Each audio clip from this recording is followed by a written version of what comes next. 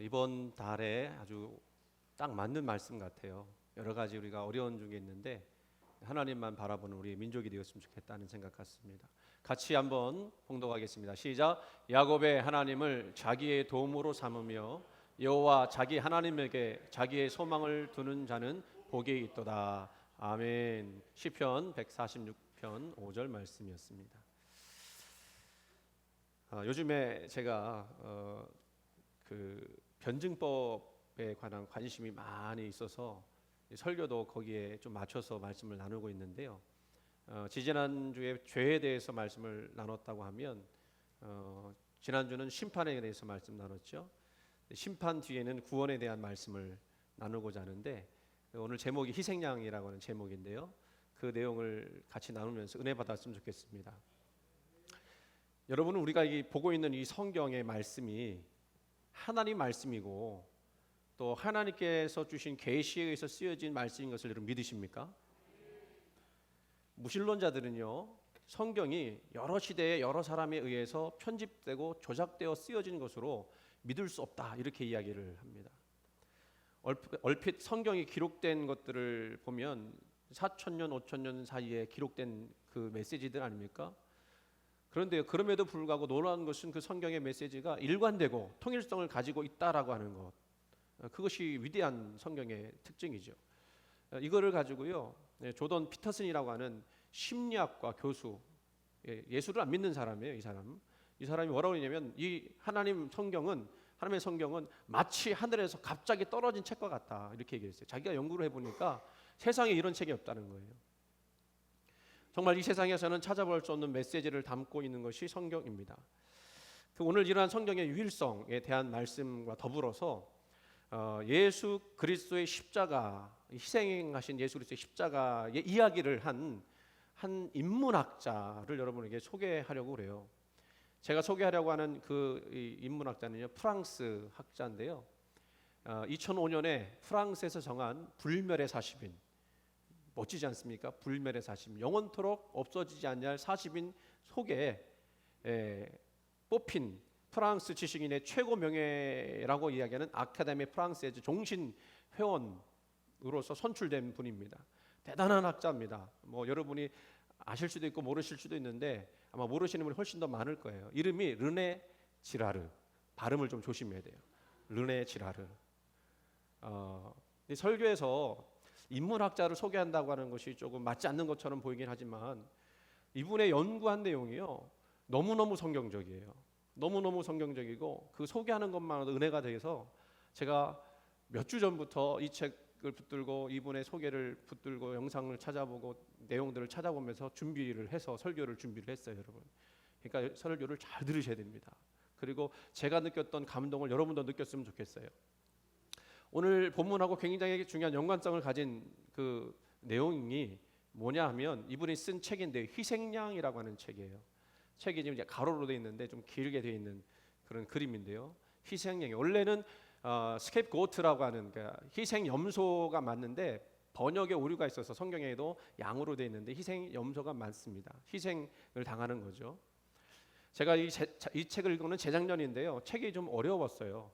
프랑스 사람들도 농담하기를 이 르네 지라르 책은 언제 프랑스어로 번역돼서 나오느냐고 그렇게 얘기를 할 정도로 굉장히 어려운 책인데, 그런데 이 책에서 우리 기독교 신학에서는 정말로 중요한 이야기를 담고서 소개하고 있습니다. 제가 이 책 내용을 되게 다 이해를 하면서 얼마나 소름 돋았는지 몰라요. 그리고 은혜가 되었습니다.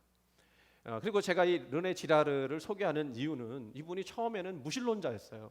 무신론자였는데 기독교로 회심했습니다. 이분은 인문학자였고요, 또 인류 역사를 전공한 분이에요. 인류 역사의 아주 최고봉에 속한 분이었습니다. 이분은 프랑스 68혁명 때 활동했던 분이에요. 68혁명 68년도에 프랑스에서 혁명이 일어났는데 어떤 혁명이냐면 반권위주의 운동. 그래서 모든 권위를 무시하는 거예요.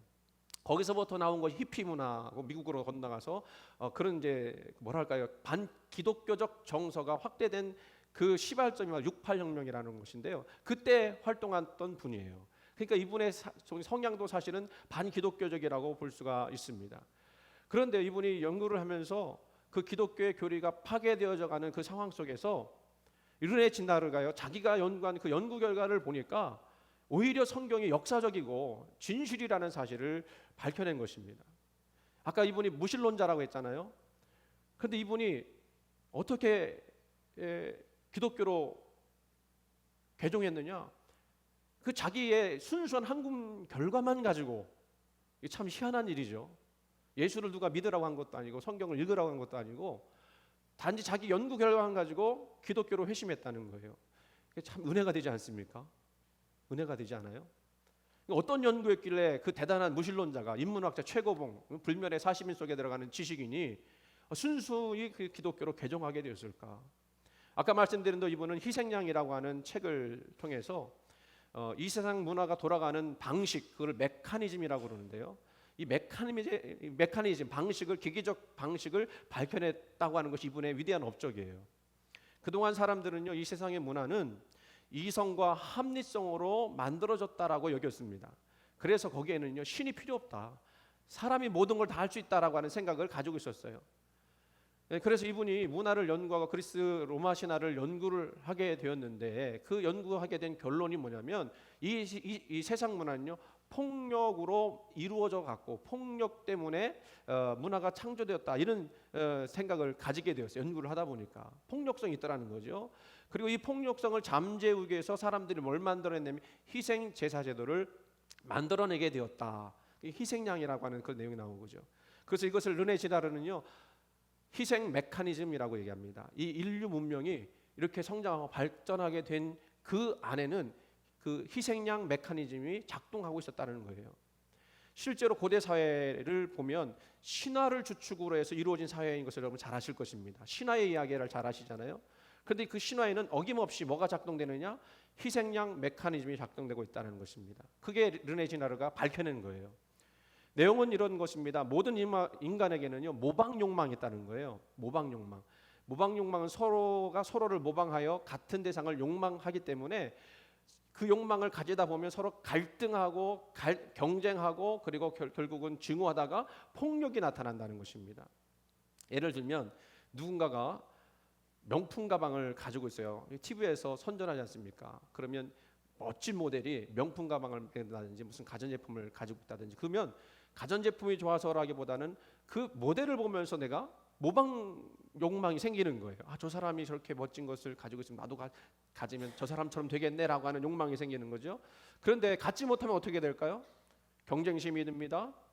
또 시기심이 듭니다. 그런데 그런 것들이 사실은 모방 욕망이 나쁜 것은 아니에요. 그런 것들이 합쳐서 아까 르네 지라르가 얘기했던 것이, 그런 것이 합쳐서 문화가 발전하게 되었기 때문에 그렇습니다. 그런데 이런 모방 욕망이 가열되면, 경쟁적일수록 가열되면 이 사회 전체는요, 이 고대 사회를 얘기하는 거예요, 극도의 긴장감이 발생하게 되는 거예요. 그때부터 폭력이 등장하고, 또 인간들은 그 폭력도 모방하다 보니까 그 폭력을 일삼게 되는 사회가 되어버린 것입니다.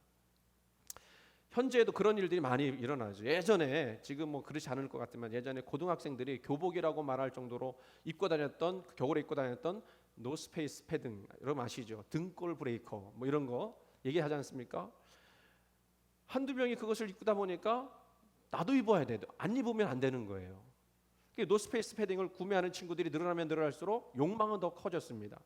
모방 경쟁이 공동체 내부 곳곳으로 퍼져나가서 그것을 안 입는 아이들은 심리적으로 위축이 되고, 또 그러다 보니까 정말로 팽을 당하거나 아니면 괴롭힘을 당하는 일들이 벌어지게 된 거예요.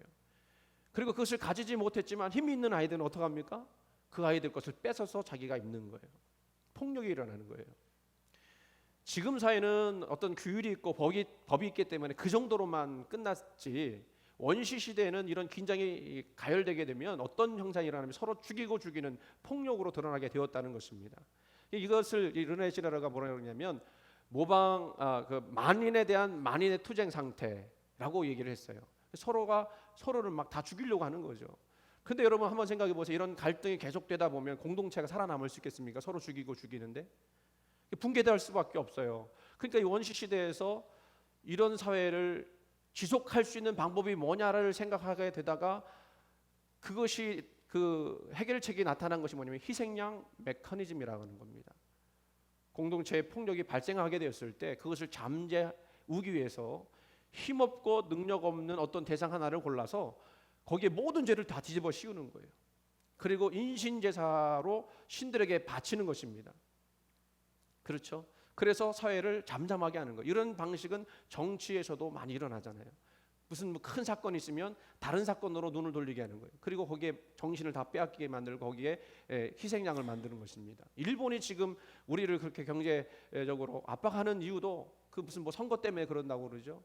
그래서 우리를 희생양 삼아서 자기들의 정치적인 기반을 삼으려고 하는 그런 상황인 것입니다. 그런데 이 희생양 메커니즘, 희생양은요, 사실은 그 공동체에 평화를 가져다 줍니다. 이렇게 함으로써. 그런데 이거는 잠시의 평화예요. 잠시의 평화예요. 어쨌든 간에 평화를 가져다 준 상황이 되면 그 공동체는 그 희생양에 대해서 낭만적인 의미를 부여해 갖고는요, 그를 신격화한다는 것입니다. 그게 바로 신화의 이야기예요. 르네 지나르가 신화를 연구하다 보니까 그것을 발견하게 됐어요. 그 적절한 예가 뭐냐면 오이디푸스 신화입니다. 아시죠? 오이디푸스 신화는 어떤 거냐면 이 오이디푸스가 살았던 데가 실제 그리스의 테베라는 지역입니다. 그 지역에서 우여곡절 끝에 왕이 된 오이디푸스가 결국 그 공동체를 위해서 희생당한다는 이야기가 신화의 내용인데, 그 오이디푸스의 제목이 뭐였느냐면 아버지인데 아버지인 줄 모르고 죽이는 거예요. 존속살해죠. 어머니인데 어머니인 줄 모르고 부인으로 삼아서 아이까지 남았습니다. 근친상간입니다. 근데 그것이 나중에 밝혀짐으로 해서 오이디푸스가 그 모든 것을 뒤집어 쓰고 죽음을 당해요. 그리고 그 오이디푸스는 뭐가 되죠? 신으로 승격이 되는 것입니다. 르네 지나르가 이런 것들을 보면서 그 신화의 이면에는 실제로 테베에는, 그 그리스 테베에는 집단 폭력이 있었을 것이고 그것을 잠재우기 위해서 희생당한 인신 제사의 어떤 희생양이 있었을 것이다. 그리고 그것을 미화하여 만들어낸 이야기가 바로 신화다라고 이야기를 하고 있어요. 그럼 여기까지 보면 르네 지나르라고 하는 사람, 신화를 연구해서 신화의 어떤 메커니즘을 밝힌 사람이구나라고 이제 이야기를 생각할 수 있는데요. 근데 이분이 여기서 끝나지 않고 어디로 갔겠습니까? 성경의 이야기로 갔어요. 누구의 이야기로 갔을까요? 예수님의 이야기로 갔어요. 우리가 희생양 하면 가장 먼저 떠오르는 분이 예수님이십니다. 당연히 예수님을 연구할 수밖에 없었어요. 예수님이 희생양이 되셨죠. 그 공동체를 위해서 희생양 되어 죽으신 분, 르네 지나르의 연구를 통해서 보면 이 희생양 메커니즘이 가장 완벽하게 들어맞는 그 이야기가 바로 예수의 십자가 이야기였습니다. 오늘 말씀을 보면 그 얘기가 나오는 거예요. 유대 사회에서 예수님이 인기가 막 올라갔습니다. 그랬더니 예수님을 시기했던 대제사장 바리새인들이 공회를 모으고 로마인들이 와서 이 문제 때문에 우리의 땅을, 민족을 빼앗아가면 어떻게 하느냐 긴장감을 갖습니다. 긴장하게 되죠.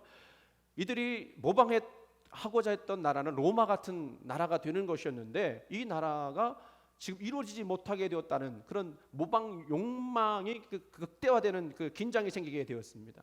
그래서 이 극대화된 긴장을 제거하기 위해서는 희생양을 만들어야 되는데 그게 누가 되느냐? 바로 예수님이라고 하는 사람을 희생양으로 삼았던 거죠. 50절 말씀에 그런 내용이 직접적으로 나옵니다. 같이 한번 읽어볼까요? 한 사람이 백성을 위하여 죽어서 온 민족이 망하지 않게 되는 것이 너희에게 유익한 줄을 생각하지 아니하노도다 하였으니, 그러니까 한 사람이 죽음으로써 온 백성이 살 수 있다. 바로 예수님을 희생양 삼아서 공동체의 긴장을 해결하고 평화를 가져올 수 있다. 그 얘기를 하고 있는 거죠. 결국 예수님을 빌라도에게 보내서 재판을 받게 하는데 엊그저께까지 예수님을 찬양하고 좋아했던 그 인파들이 이제는 거꾸로 예수님을 못 박으라고 소리를 치는 것입니다. 왜냐하면 모방이 됐거든요. 폭력이 모방이 됐어요. 그 극도의 긴장감을 또 이들도 역시 그 예수님에게서 해결하려고 했던 것입니다. 빌라도가요 계속해서 예수님 죄가 없다, 죄가 없다 그래요. 그러니까 그래도 말 안 듣죠.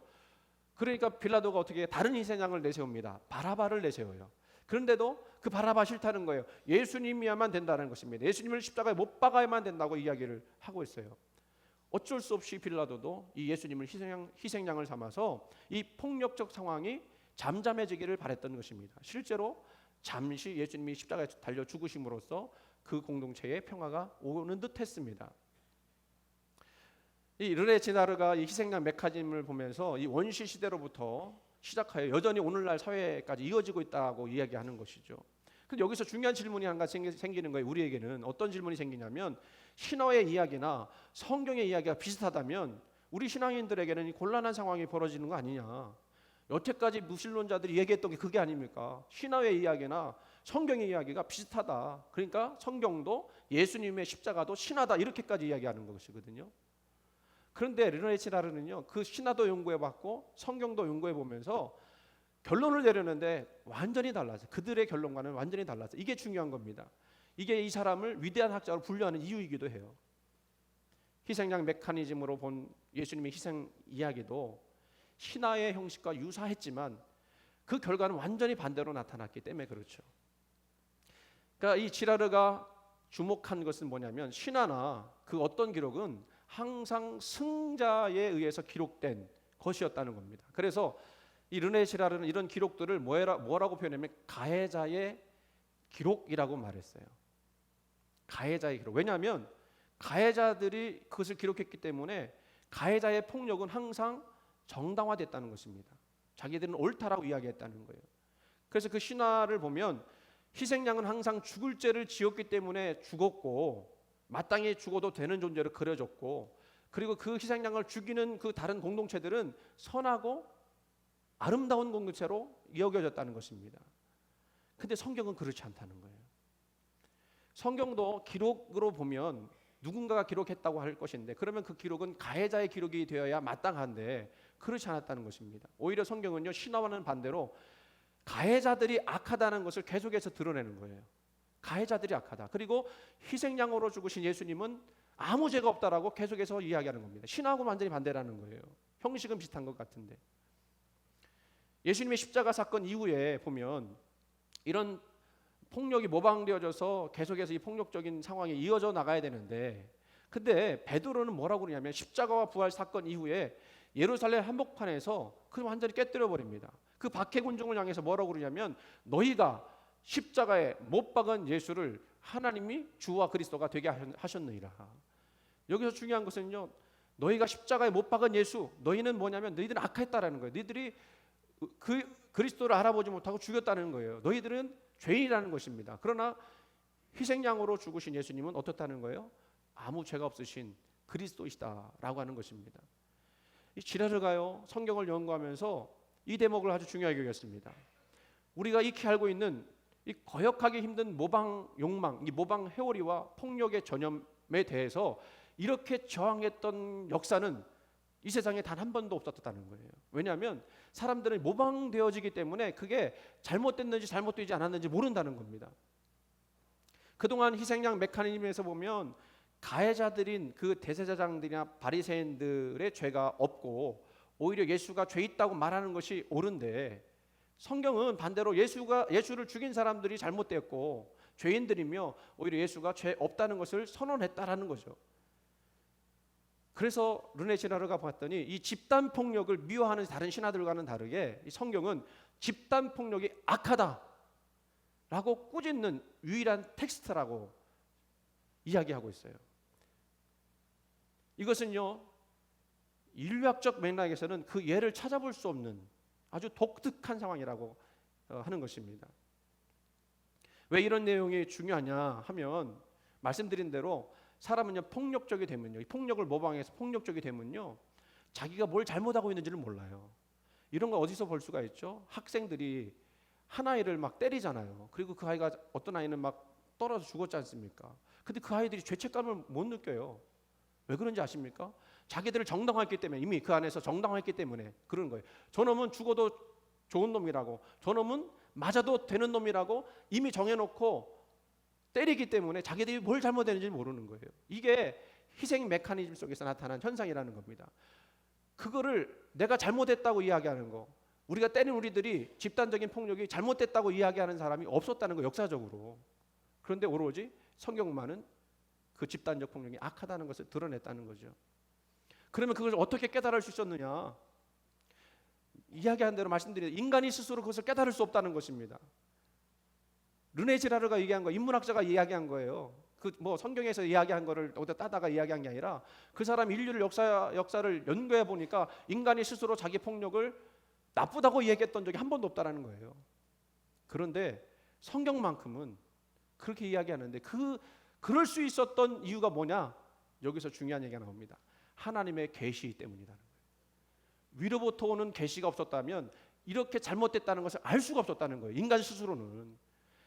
그래서 르네 제라르는요, 이 스스로의 연구 결과를 가지고 예수라는 진실한 희생양이 이 과거 희생양 메커니즘 안에 이 폭력을 미화하고 정당화했던 그 세계를 깨뜨려 버렸다, 이렇게 얘기해요.